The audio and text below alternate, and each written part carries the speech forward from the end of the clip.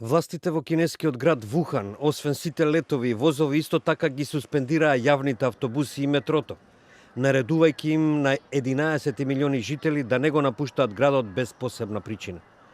Градскиот оддел за туризам и култура ги откажа сите групни тури до 8 февруари, а се откажани и сите јавни настани за лунарното новогодишно празнување, што во Кина започнува в петок. Задолжително и носење маска на јавни места. Во центарот на напорите за ширење на вирусот со здравствените работници кои им помагаат на инфицираните. Запрашани дали тие и нивните семејства се уплашени, велат. 说给他们，只要他们安心。我们自己其实说不怕是不可能的，谁都怕。真的很担心。但是我们在这个工作岗位上，我们必须就有自己的使命感，必须去做这样的事情。我们自己可能毕竟也都很年轻嘛，然后可能心里会有一些不知道恐惧啊，或者是担心啊，都会有，像家人都会有担心。但是感觉穿上那个衣服就没有担心了。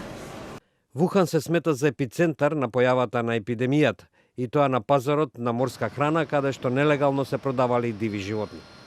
Коронавирусот предизвика паника поради неговата сличност со SARS, тежок акутен респираторен синдром, што ја зафати Кина во почетокот на овој век. Како и SARS, коронавирусот се пренесува меѓу луѓето преку дишење, а кинеските здравствени работници соопштија дека тој може да мутира и да се шири понатаму.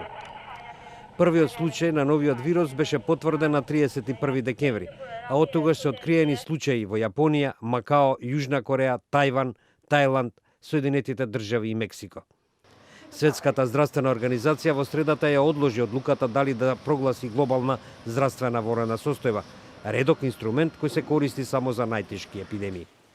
По состанокот на Комисијата за ворени состојби во Женева, шефот на Светската здравствена организација Тедрос Аданом Гебреизус ги пофали многу силните мерки на Кина за да ја спречи епидемијата.